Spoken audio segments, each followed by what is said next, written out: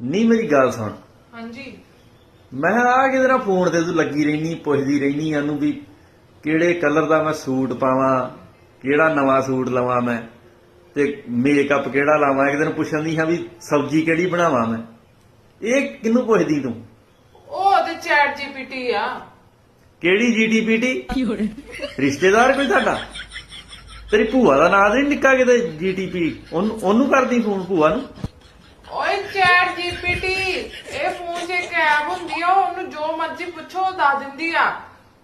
Phone 'ਚ ਹਾਂ, chat ਜੀਟੀਪੀਟੀ chat GPT. ਤੇ ਸਭ ਕੁਝ ਦੱਸ ਦੂਗੇ? ਹਾਂ, ਜੋ ਮਰਜ਼ੀ ਇਹਨੂੰ ਪੁੱਛ ਲਓ।